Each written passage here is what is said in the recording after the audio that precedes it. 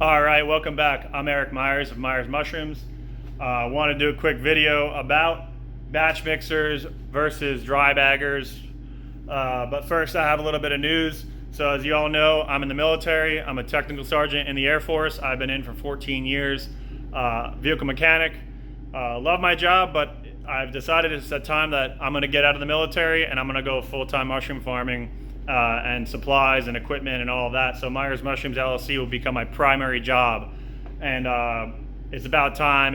I've been really grinding hard on the side, but now that the operation is coming full-fledged and it's going to be making a buttload of spawn and a buttload of fresh mushrooms, I need to spend a lot more time out here, and I don't think I'll have the time if I stay in. So thank you to all my supporters. Thank you to all my Patreon supporters, my customers from MyersMushrooms.com. Thank you. All my mentors, TR Davis, Scott Linsby, and many, many more, too many to count, and the mushroom community. I couldn't do it without you. So yeah, that's the biggest news. Continuing on to the video. So today's topic is going to be batch mixers versus dry bagging. So a batch mixer, this is an actual batch mixer. This is a ribbon batch mixer, but these terms can be applied to pretty much anything that could be considered batch mixing in a cement mixer. Okay, you can mix in a IBC tote, whatever, but the whole concept will stay the same. And then dry bagging, that's the fancy version. I have a less fancy version where it's just a scoop funnel and a water meter, and then here's another one where it's a digital water meter with the grain being metered out. You can even just do 2 scoops for that matter if you want to get really simple with dry bagging. 1 scoop for water, 1 scoop for pellets, or whatever you're bagging with.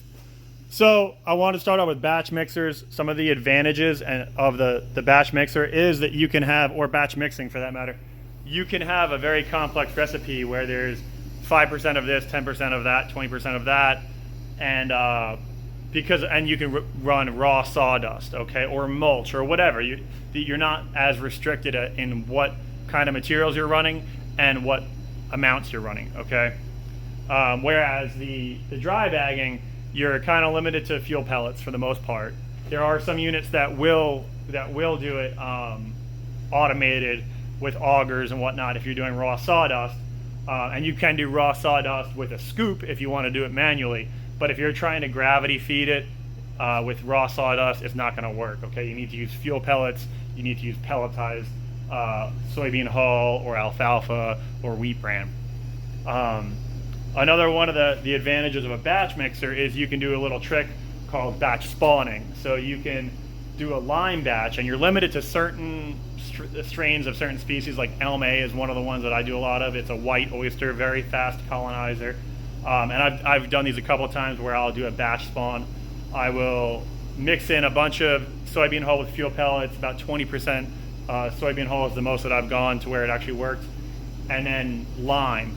And what the lime does, it sets the pH off, and then you can throw in a bunch of spawn, mix it in, and then bag it, and you don't have to shake the spawn because it's already been mixed in the batch mixer or cement mixer or whatever you're mixing it in. So that's definitely one advantage of batch mixing.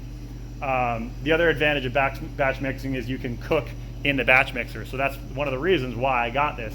As you can see, I have both. I have a dry bagger and a batch mixer, okay? And the reason why is I want to be able to hydrate and kind of pre-warm and cook my spawn and then bag it hot and load it in the autoclave hot to make sure that the cycle is shorter, and 2, that the grain hydration is the same all the way throughout the bag. I don't have wet bottoms or dry tops.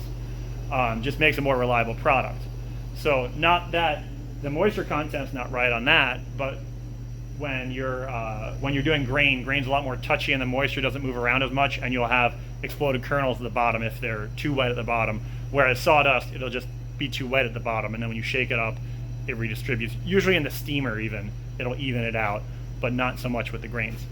So when it comes to speed and capacity, you really can't beat a batch mixer. The main reason why, there's no mix-in time. So with the batch mixer, you're going to sit there, you're going to load it up with 400 or 500 pounds of sawdust and materials, and then add 600 pounds of water and let it batch mix in. That's going to be like a one yard, which is what this is. So you're going to shoot for 1,000, 1,200 pound capacity. With a dry bagger, you could have a silo that's massive that just gravity feeds into it, because all the metering is done at the head, right? The metering is done at the end. Whereas this one, you measure as you're going into it. So you can't really have it to where it's just a never-ending supply of grain in here, or materials, sawdust, whatever. You'd have to measure each batch as it goes in, and then reload it every cycle. So this is a little bit slower in the recharge cycle versus that, which could be practically never-ending with silo feeds coming into it, or just keep dumping buckets in the top, or having an auger going up there. You don't have to stop every time it runs empty and wait 15 minutes for it to mix in and load up. So that's definitely one of the advantages of dry bagging. Now I mentioned that you can't run raw sawdust on that, which you can over here on a batch mixer, but the drawback of that is now you have to be able to haul sawdust. So you're probably going to need a pretty big truck and a pretty big trailer. So that's even more infrastructure that you're going to need. Unless you can get it delivered, but then you need a big freaking spot for a truckload of sawdust to be stored, and you really want to keep that out of the weather. So you want to tarp it, or put it on a pad, or have an overhang over it, or something like that. You don't want it just out in the rain getting rained on. So that's one of the things you have to consider if you are looking into batch mixing, because you can get sawdust for cheap or free or whatever.